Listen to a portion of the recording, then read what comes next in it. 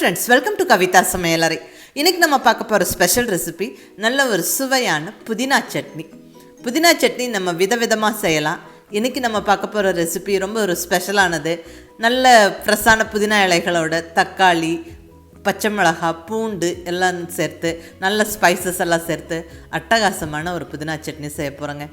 இது இட்லி, தோசை, சப்பாத்தி, சுட சுட ரைஸோட பசஞ்சு சாப்பிட்றக்கும் ரொம்ப நல்லாயிருக்கும். நல்லா கொஞ்சம் வித்தியாசமாக இருக்கும். நீங்கள் மிஸ் பண்ணாமல் ட்ரை பண்ணி பாருங்கள். ரொம்ப ஒரு சிம்பிளான ரெசிபியும் கூட நம்ம குயிக்காக பண்ணிடலாம். ஃபஸ்ட்டு ஸ்டெப்பாக இந்த புதினாவில் இருக்கிற இலைகளெல்லாம் எடுத்து நல்லா க்ளீன் பண்ணிடலாங்க. நல்லா ஃப்ரெஷ்ஷான புதினாவோட வாசனையே ரொம்ப நல்லாயிருக்கும். நல்லா ரெஃப்ரெஷிங்காக இருக்கும். அது நிறையா பேருக்கு பிடிக்கும். புதினாவில் நிறைய சத்துக்களும் இருக்குங்க. நிறைய மைக்ரோ நியூட்ரியன்ஸ் இருக்குது, நல்ல ஆன்டி ஆக்சிடென்ட்ஸ் இருக்குது. ஸோ ரொம்ப நல்லது. அதனால தான் நல்ல ஹெவியான நான்வெஜ் ஐட்டம் எல்லாம் செய்யும்போது அது எளிதில் ஜீரணமாக்கிறதுக்கு இந்த புதினா கண்டிப்பாக சேர்க்கிறோம். ஏன்னா வயிற்று பிரச்சனைக்கு, ஜீரணத்துக்கெல்லாம் இந்த புதினா நல்ல மருந்து. அடிக்கடி நம்ம இந்த மாதிரி சட்னி எல்லாம் செஞ்சு சாப்பிட்டா ரொம்ப நல்லது. ஸோ மிஸ் பண்ணாமல் இந்த சட்னி ட்ரை பண்ணி பாருங்கள். ரொம்ப நல்லா டேஸ்ட்டாக இருக்கும். இப்போ புதினா கட்டுலேருந்து இந்த இலைகளை மட்டும் நம்ம பிரித்து எடுத்தாச்சுங்க. அதாவது ஒரு கட்டு புதினாவில் நம்ம இலைகளை மட்டும் தனியாக பிரித்து எடுத்துட்டோம். இப்போ நம்ம சட்னி செய்ய ஸ்டார்ட் பண்ணிடலாங்க. இங்கே ஸ்டவ்வில் பேன் வச்சாச்சு. பேன் சூடானதுக்கப்புறம் நல்ல ஒரு 1/2 டீஸ்பூன் சீரகம், கூடவே 1/2 டீஸ்பூன் கொத்தமல்லி சேர்த்துக்கிறேன். இதை நல்லா கொஞ்சம் ட்ரை ரோஸ்ட் பண்ணிடலாம். இந்த சீரகம், கொத்தமல்லி பொரிஞ்சு வாசனை வரணும். அடுத்ததாக இதில் நல்ல ஒரு 2 டேபிள் ஸ்பூன் அளவுக்கு வறுத்த வேர்க்கடலை சேர்த்துருக்குறேன். இது ஆல்ரெடி ரோஸ்டட் பீனட்ஸுங்க. ஸோ இந்த சீரகம், கொத்தமல்லியோடவே சேர்த்து விட்டு நல்லா 1-2 நிமிஷம் மட்டும் நம்ம வறுத்து விட்டால் போதும். அந்த கொத்தமல்லியும் சீரகமும் வறுபடுற டைம்லேயே இதுவும் லைட்டாக வறுபடட்டும். அப்போ டேஸ்ட் நல்லாயிருக்கும். இந்த வறுத்த வேர்க்கடலை சேர்த்து புதினா சட்னி அரைச்சா டேஸ்ட் ரொம்ப நல்லாயிருக்குங்க. வறுத்த வேர்க்கடலை மட்டும்தான் சேர்க்கணுமா, நம்ம உளுந்தம்பருப்பு, கடலைப்பருப்பெல்லாம் சேர்க்கலாமா அப்படின்னு கேட்டிங்கன்னா கண்டிப்பாக சேர்க்கலாம். ஸோ கடலை இல்லைன்னா அது சேர்த்துக்கங்க. பட் வறுத்த வேர்க்கடலை சேர்க்கும்போது டேஸ்ட் நல்லா வித்தியாசமாக ரொம்ப நல்லாயிருக்கும். அதை நீங்கள் ட்ரை பண்ணி பாருங்கள். இப்போ எல்லாம் அந்த ஸ்பைசஸும் பொரிஞ்சிருச்சு, வேர்க்கடலையும் கொஞ்சம் நல்லா வறுபட்டுருச்சு. இப்போ லைட்டாக ஆற விட்டுட்டு நம்ம மிக்ஸி ஜாரில் சேர்த்து விட்டுறலாங்க. அவ்வளோதான். இப்போ அடுத்தது அதே பேனை ஸ்டவ்வில் வச்சிடலாம். இப்போ 2 ஸ்பூன் ஆயில் சேர்த்துக்கிறேன்.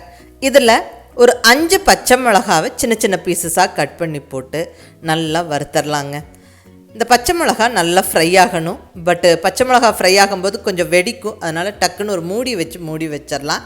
நல்லா ஃப்ரை ஆயிரும், தெறிக்காமையும் இருக்கும்.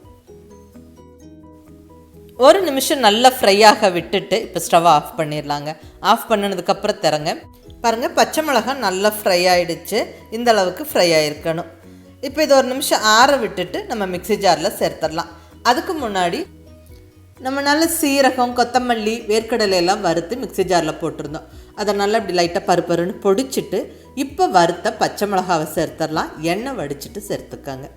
ஆயிலோடு சேர்க்க வேண்டாம், அந்த எண்ணெய் இல்லாமல் வடிச்சிட்டு சேர்த்துக்கங்க. அகைன் அதே பேனை ஸ்டவ்வில் வச்சிடலாங்க. ஆயில் ஏற்கனவே இருக்குது. இப்போ இதில் 4 பல் பூண்டு சேர்த்து நல்ல 1 நிமிஷம் வதக்கி விட்டுருவோம்.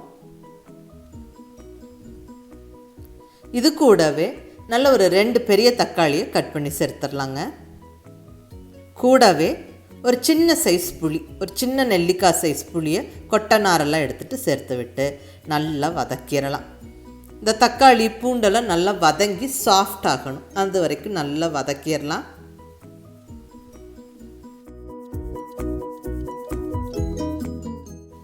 பாருங்கள், தக்காளியெல்லாம் நல்லா சாஃப்ட் ஆகிடுச்சு, நல்லா வதங்கிருச்சு. இப்போ இந்த ஸ்டேஜில் நம்ம புதினா இலைகளை நல்லா கழுவிட்டு இதில் சேர்த்துடலாங்க. நம்மளுக்கு புதினா இலைகள் சேர்க்கும் போது நிறையா இருக்கிற மாதிரி இருக்கும். நான் இங்கே 1 கட்டு புதினா இலைகள் சேர்க்குறேன்.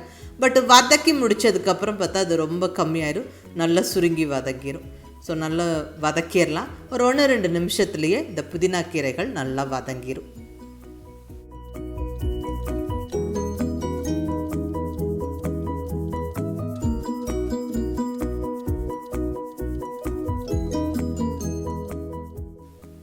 பாருங்கள், புதினா நல்லா வதங்கிருச்சு.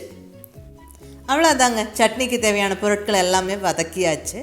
இப்போ இதை நல்லா ஆற விட்டுட்டு நம்ம மிக்ஸி ஜாரில் சேர்த்து விட்டுடலாம். இப்போ ஏற்கனவே நம்ம சேர்த்துருக்குற அந்த பச்சை மிளகாவோட வதக்குன இந்த புதினா, தக்காளி, புளியும் சேர்த்து விட்டு நல்லா கொஞ்சம் ஆற விட்டுட்டு உப்பு சேர்த்துடலாம். இந்த சட்னிக்கு தேவையான அளவு உப்பு சேர்த்துக்கிறேன். நான் இங்கே கல் உப்பு சேர்த்துக்கிறேன். அவ்வளோதாங்க, எல்லாமே சேர்த்தாச்சு. இனி இதை நம்ம அரைச்சிடலாம்.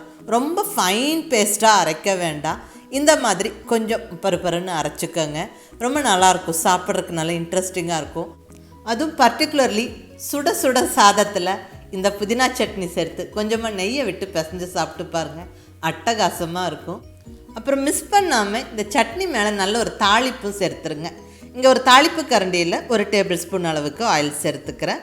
ஆயில் சூடானதுக்கப்புறம் 1 டீஸ்பூன் கடுகு உளுந்தம்பருப்பு, 2 வரமிளகாய், 1 கொத்து ஃப்ரெஷ்ஷான கருவேப்பிலையை போட்டு நல்லா பொரிய விட்டுடலாம். அவ்வளோதாங்க, நல்லா கமகமன்னு நல்ல ஒரு ஃப்ரெஷ்ஷான தாளிப்பு ரெடி. இது நல்ல வாசனையாக டேஸ்ட்டாக இருக்கிற இந்த சட்னி மேலே போட்டு விட்டுடலாம். இன்னும் நல்லா டேஸ்ட் என்ஹான்ஸ் ஆகும். அவ்வளோதாங்க, சுவையான புதினா தக்காளி சட்னி ஜம்முன்னு ரெடி ஆயிடுச்சு. ரொம்ப நல்லாயிருக்கும், ரொம்ப ஒரு ஈஸியான ரெசிபி இது. அதுவும் பர்டிகுலர்லி நல்ல சுட சுட இட்லி கூடலாம் சாப்பிட்றதுக்கு நல்லாவே டேஸ்ட்டாக இருக்குங்க. மிஸ் பண்ணாமல் ட்ரை பண்ணி பாருங்கள். இட்லி, தோசை, சப்பாத்தி, சூடான சாதத்துலேயும் இது பிசைஞ்சு சாப்பிடலாம். ரொம்ப நல்லாயிருக்கும். ரொம்ப ஒரு சிம்பிளான ஹெல்த்தியான இந்த புதினா தக்காளி சட்னி ட்ரை பண்ணி பார்த்துட்டு உங்கள் ஃபீட்பேக் சொல்லுங்கள். பிடிச்சிருந்தா லைக் பண்ணி, ஷேர் பண்ணி, கமெண்ட் பண்ணுங்கள். கவிதா சமையலறை சப்ஸ்கிரைப் பண்ணி என்னுடைய மற்ற ரெசிபிஸும் வீடியோஸும் பாருங்கள். தேங்க்யூ.